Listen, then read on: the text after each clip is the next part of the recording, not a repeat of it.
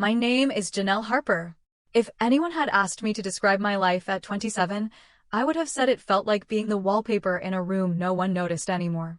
I was quiet.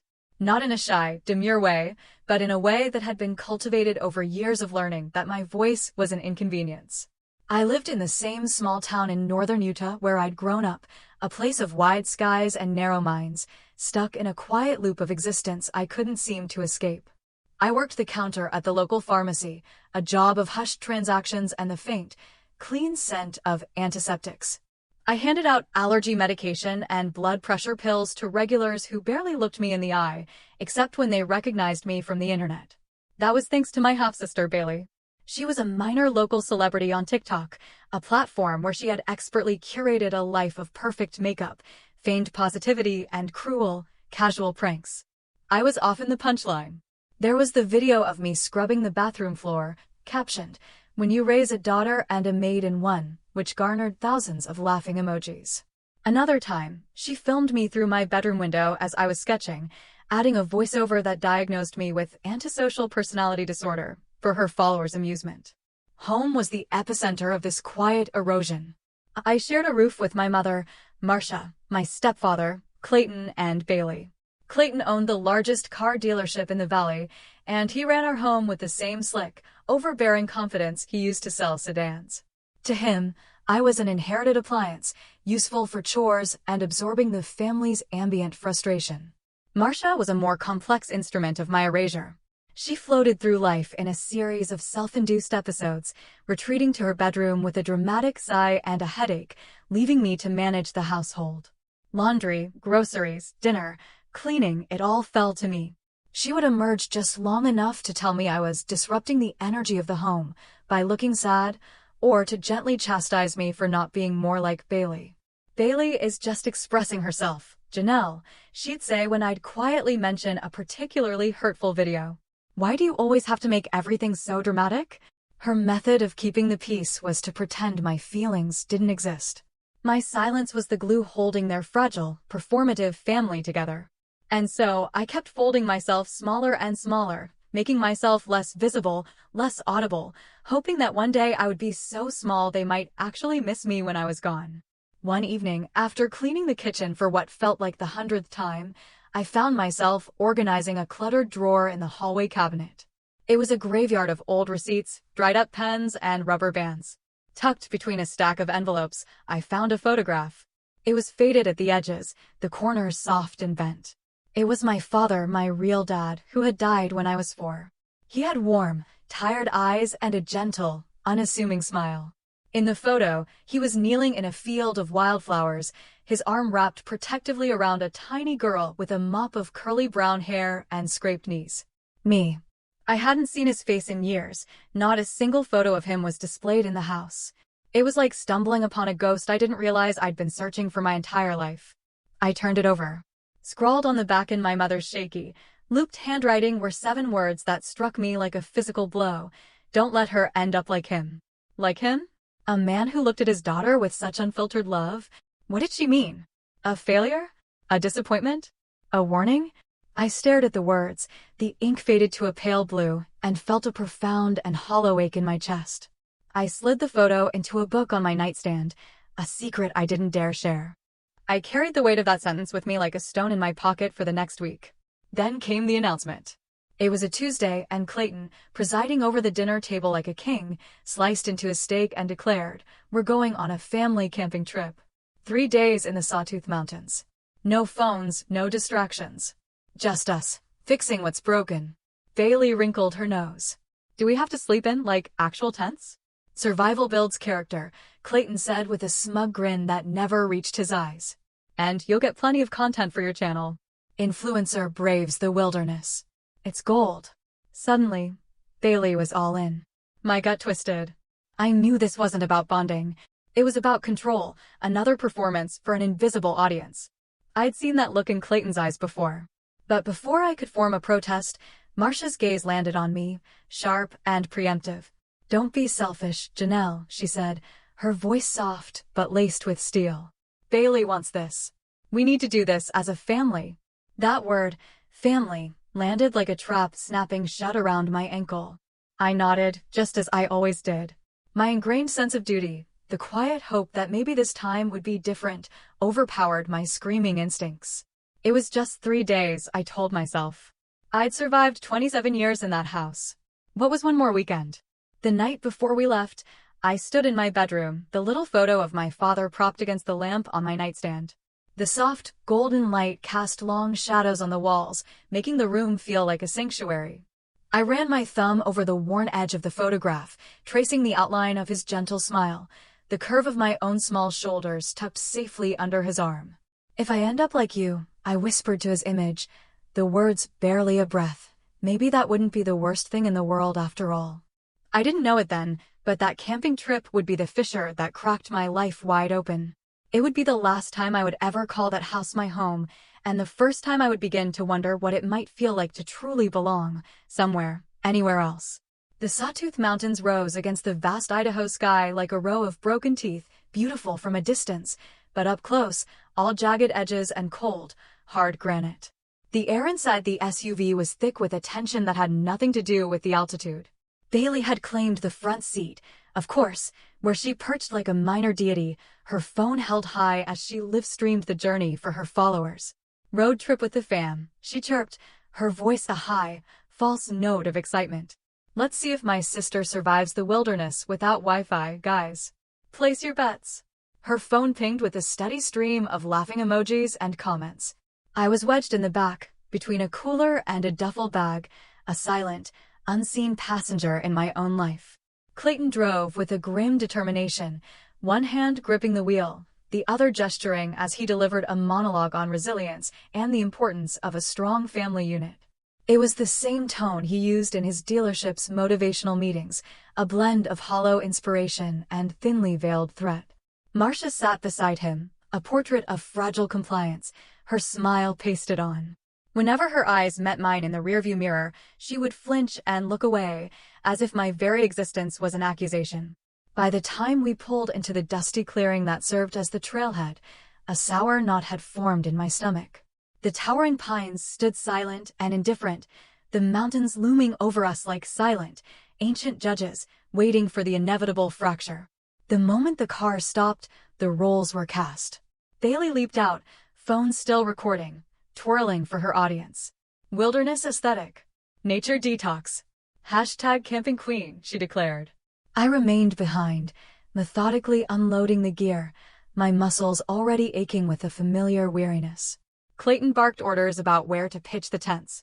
Marcia offered vague, unhelpful encouragement. And I worked. I erected both tents while Bailey filmed a skit about her loser sister who probably thinks a compass is a makeup compact. She got her content. I got dirt under my fingernails and the metallic taste of resentment in my mouth. Later, as I stirred a pot of chili over the small camp stove, Bailey's phone was on me again. She zoomed in on my hunched shoulders. And here we have our 5-star forest service, courtesy of Chef Janelle, she narrated. I turned my head slightly, my voice low and even. Could you not? Just 3 words, but Clayton heard them. He paused, a spoon halfway to his mouth, and a slow, cold smile spread across his face. This trip is a test, he said, his voice soft and thoughtful. Some of us will pass. And some of us, he paused, locking his eyes on mine, well, we'll see. That night, after a dinner eaten in strained silence and more of Bailey's humiliating live streams, they sat by the fire. I cleaned up. I was rinsing the last pot by the dim light of a headlamp when Clayton stood and stretched. We need more firewood, Janelle, he announced. Go gather some. There's a good clearing about a 15-minute walk back down the trail. I stared at him. The woods were a wall of blackness. Alone? It's dark. His eyes narrowed. Let's see if you can manage to do at least one thing right. I looked at Marcia, a silent, desperate plea. She stared down into the flames, her face illuminated by the flickering light, and said nothing. Her silence was a consent. So I went. I didn't argue. I didn't cry. I just grabbed a flashlight and walked into the trees, the branches scraping against my arms like skeletal fingers. The wind whispered through the pines, a low, mournful sound, as if it knew a secret I was about to learn. I told myself it would be quick. 15 minutes. I'd come back, and they'd still be there, their laughter echoing through the trees. But when I returned, the clearing was empty. Not just the people. Everything. The tents, the stove, the sleeping bags, the cooler, all gone. The SUV was gone. The only things left were the dying embers of the fire and a set of fresh tire tracks disappearing down the dirt road. My flashlight beam, weak and flickering, caught a flash of white on a flat rock near the fire pit. It was a folded piece of notebook paper. In black Sharpie, in my mother's handwriting, were the words, "Let's see if she can survive a little wilderness adventure." I stood frozen, the bundle of firewood I had gathered still clutched in my arms. Then my light caught a glint of silver in the grass beside the rock. It was Bailey's star charm bracelet, the one she never took off. My breath hitched. It wasn't an accident. This was a planned, deliberate act of cruelty. They had left a token, a trophy of their betrayal. I sank to the damp, cold ground. For the first hour, a sliver of desperate hope flickered within me. Maybe it was a test. Maybe they were hiding in the trees, waiting for me to panic so they could emerge, laughing and capture my terror for another viral video. But they didn't come back. The hours crawled by. The forest grew darker, the silence deeper, broken only by the rustling of unseen things in the undergrowth. The cold seeped into my bones. I had no shelter, no food, no water. Just a dying flashlight and a heart that felt as if it had finally shattered into a million irreparable pieces. I curled up near the faint warmth of the embers, wrapping my arms around my knees. A slideshow of a lifetime of small abandonments played in my mind. The time I was locked out of the house for forgetting to take out the trash. The time Marcia feigned a migraine, so I would have to miss the state art competition. The time Bailey threw my most treasured sketchbook in the school dumpster. Every instance where I was pushed aside, silenced, made to feel like I was the problem. And for the first time, I spoke the truth out loud, my voice a raw whisper to the indifferent trees. If I survive this, I'm never going back. I am not a joke. I am not their test. The wind sighed through the branches above me, as if it were listening. Or maybe, as if it were finally, after all these years, agreeing with me. Dawn broke over the mountains in strokes of pale gold and rose, a gentle, beautiful lie. I pushed myself up, my body a symphony of aches. My socks were soaked with dew, my throat raw with a thirst so profound it felt like swallowing dust. But a strange calm had settled over me. The tears I expected to fall never came. The panic had burned itself out, leaving behind a cold, hard clarity. I picked a direction, the one the tire tracks had taken, and I started to walk. Each step was a quiet act of defiance. My feet blistered quickly, but I tore strips from the hem of my shirt and wrapped them, clumsy but effective bandages. I found a half-eaten granola bar in the bottom of my coat pocket and rationed it, each tiny, oaty bite a sacrament. I was not going to die out here. I was not going to give them the satisfaction of that final, tragic post, our troubled daughter, lost to the wilderness she couldn't handle. By midday, the trees thinned, and through a shimmering heat haze, I saw a ribbon of black asphalt. A two-lane highway, cutting through the vast, empty landscape. It was a lifeline. I stood by the side of the road for what felt like an eternity, my arm outstretched, my hope dwindling with each car that sped past, the drivers averting their eyes. Then, a miracle in the form of a dusty 18-wheeler. It slowed, its air brakes hissing like a great, tired beast. The driver, a man in his 60s with kind, weary eyes and a face mapped with wrinkles, leaned out the window.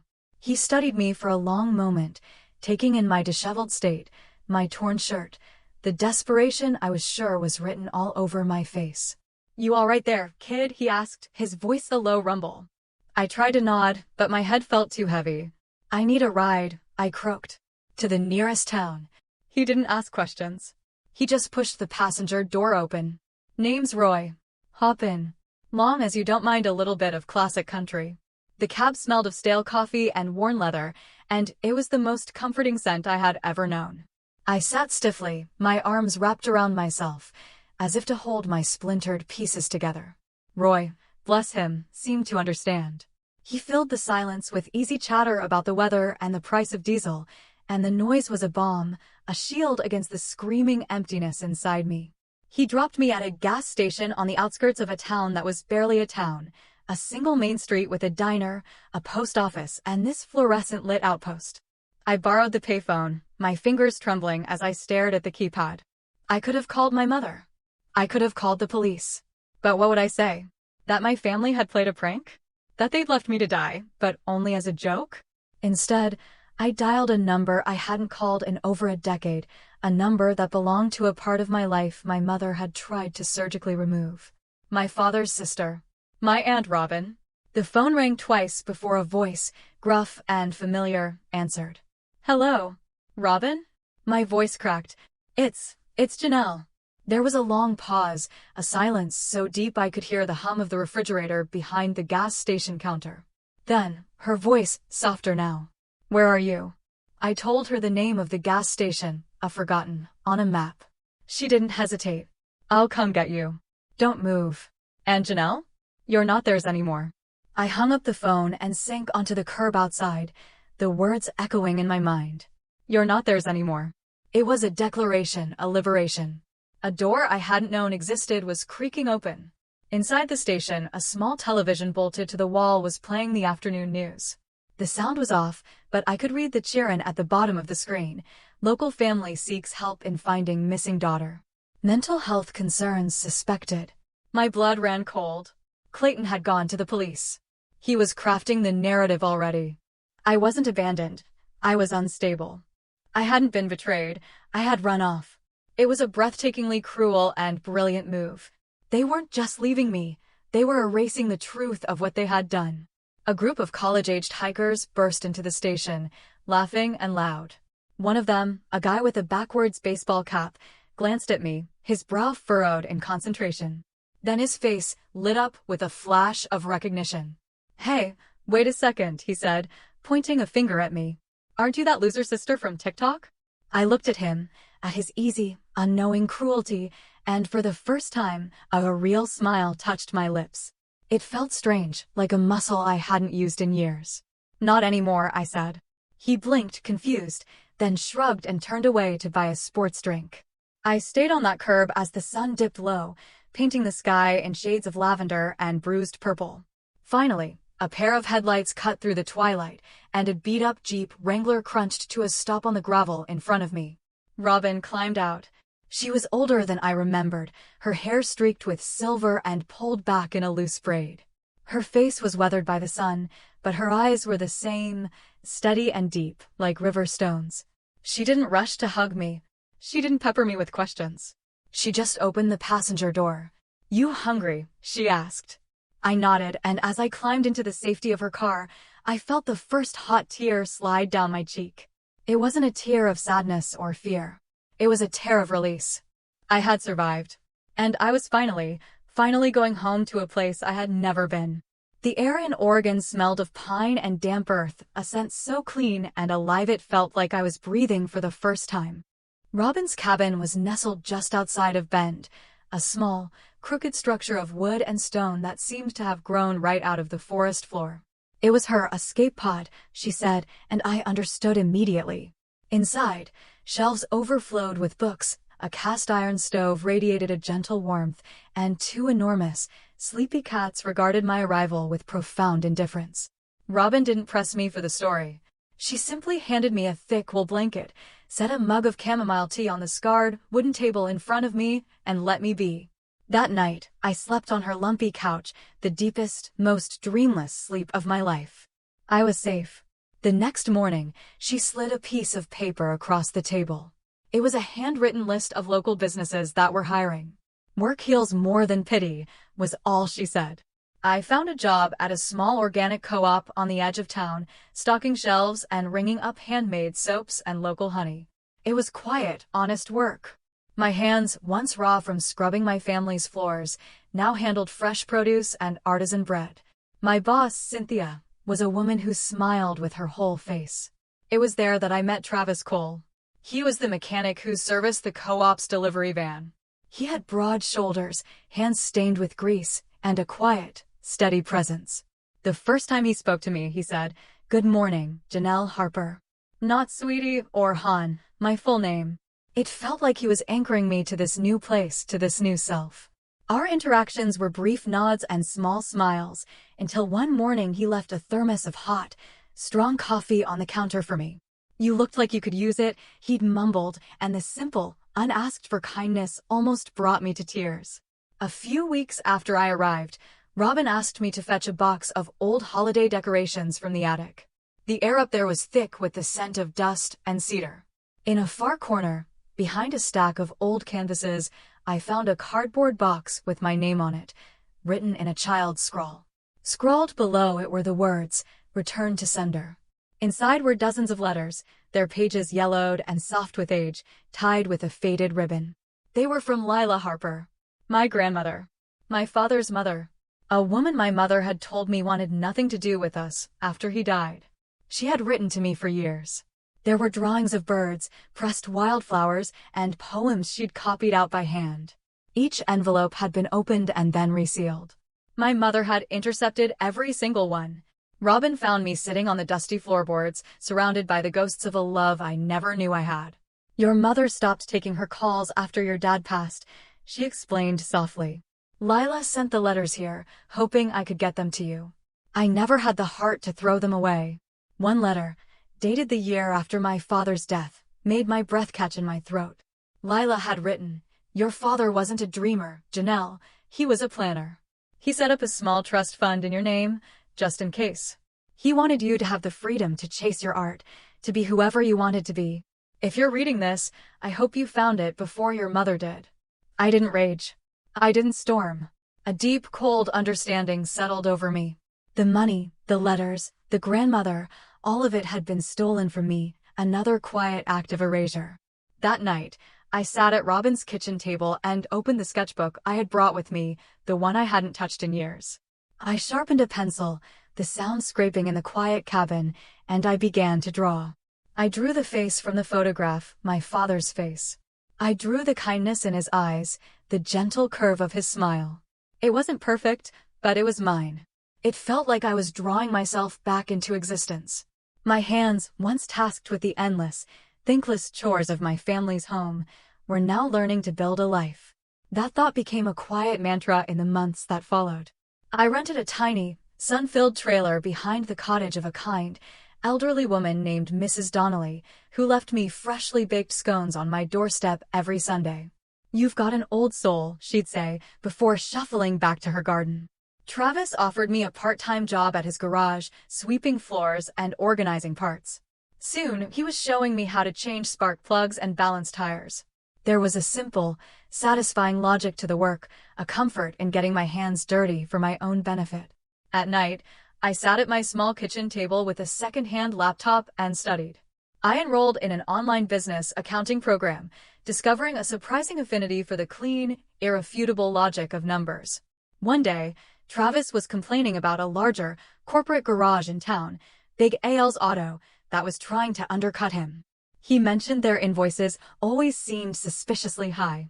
I offered to take a look. 3 hours and several spreadsheets later, I found it, a pattern of duplicated part numbers and inflated labor costs. It was systematic fraud. We filed a report with the state's Trade Commission. A few weeks later, Big Al's was hit with a major audit and a hefty fine. Travis didn't say much, but he quietly handed me a brand new set of professional mechanics tools. "You're good with more than just numbers, Harper," he'd said. I was starting to believe him. And then, the past came calling. An unknown number flashed on my phone late one night. I almost ignored it, but some instinct made me answer. "Janelle." The voice was hesitant male. "This is Dylan Reeves, Clayton's son." I froze.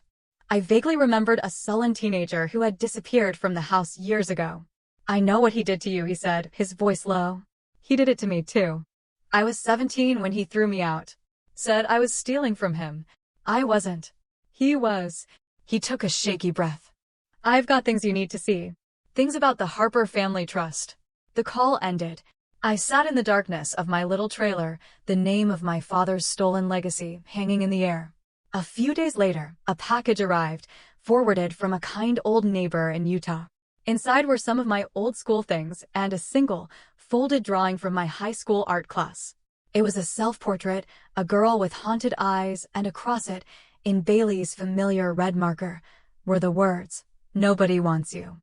I stared at the drawing, at the cruel, childish words. Then I took a thumbtack and pinned it to the wall above my desk. I didn't cover the words. I didn't try to erase them. I wanted to see them every single day. Not as a wound, but as a dare. Maybe nobody in that house had wanted me. But I wanted me. And, for the first time in my life, that was enough. 3 years later, I was Janelle Harper, owner of Harper Mobile Accounting, specializing in small, independent auto shops. I drove a sturdy, reliable pickup truck with my simple logo on the side, and I had built a reputation for being honest, sharp, and fair. A local business journal did a small feature on me, from grease stains to profit gains. The headline read, "I had built a life, quiet and solid, from the rubble of the one I'd escaped." Then came the email. The subject line was a punch to the gut. "Bailey's in trouble. We need you." It was from Marcia. Bailey, in a desperate attempt to maintain her influencer lifestyle, had gotten involved in a cryptocurrency scam and was now facing a massive lawsuit.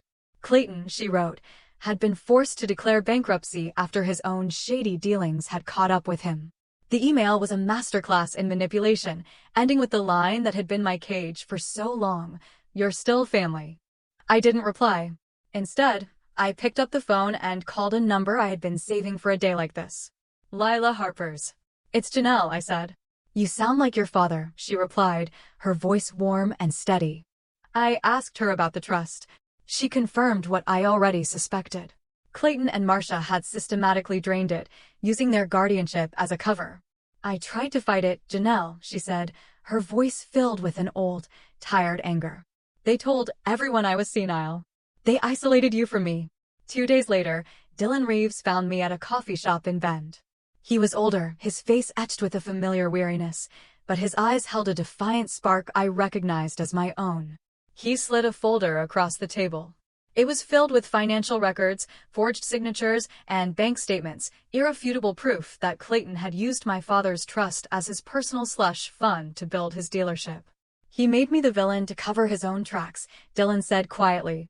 "I figured it was time the real villain got his close-up." I took the folder, thanked him, and went home. I spread the documents out on my kitchen table. Lila's letters, Dylan's proof, my mother's email. I didn't feel anger or a desire for revenge. I felt a profound, clarifying calm. I was no longer the girl they left in the woods. I was the woman who was about to show them the map she had drawn on her way out. The Boise diner was neutral ground, a halfway point between my life and theirs. Robin drove with me, a silent, solid presence in the passenger seat. When I walked in, Marcia rushed to embrace me, a clumsy, theatrical hug that I did not return. Clayton leaned back in the booth, all false bravado. "We need $20,000, he said, skipping any pretense of a greeting. "It's the least you can do." Marcia started to cry. Bailey didn't know what she was doing. She was manipulated. Bailey, sitting beside her, scoffed, her eyes cold. "You're acting like we abandoned you. It was a joke. You're the one who always takes things too seriously." Then, the diner door opened. A woman I vaguely recognized from high school, Kendra Walsh, stepped inside, a toddler balanced on her hip. She looked at Bailey, then at me. "She's lying," Kendra said, her voice clear and steady. "My husband invested with her. Clayton was in on it from the start. They were using Bailey's followers to try to bail out the dealership." Bailey's face went pale. I reached into my bag and pulled out a small envelope. I slid it across the sticky tabletop to Clayton. He opened it. Inside was a single check. "What the hell is this?" he snarled. "It's for $18.75, I said, my voice quiet but unshakable. That was the price of a one-way bus ticket from the Sawtooths to Ogden, Utah, 3 years ago. "It's what you're worth to me." His face contorted with rage.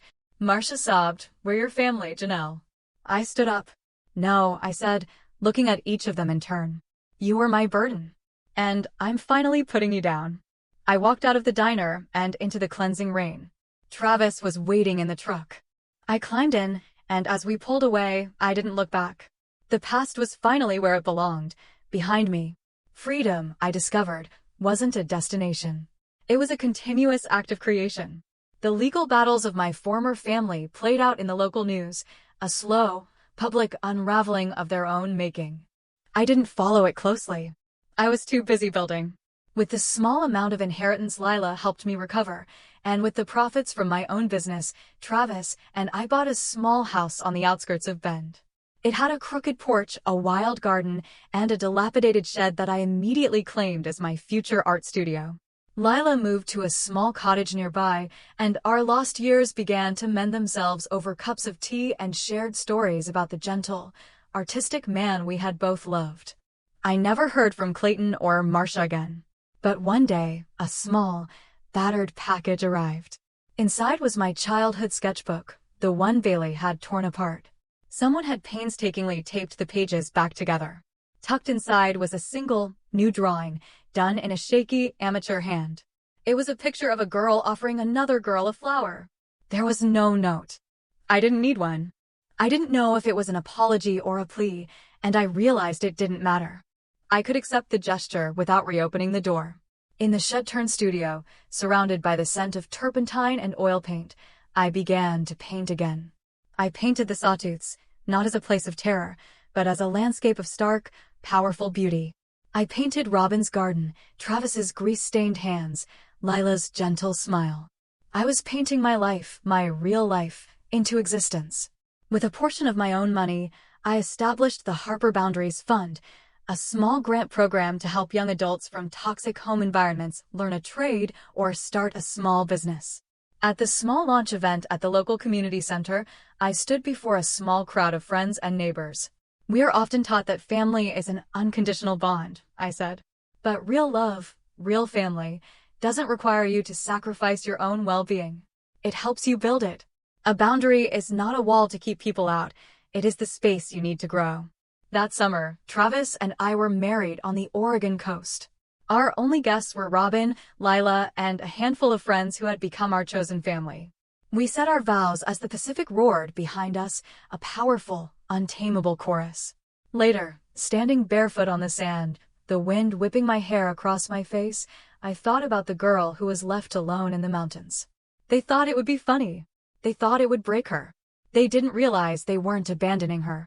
They were setting her free. My story wasn't about what they did to me. It was about what I did for myself after they were gone. The quiet battles we fight within ourselves, against the ghosts of what we were told we are the most important ones.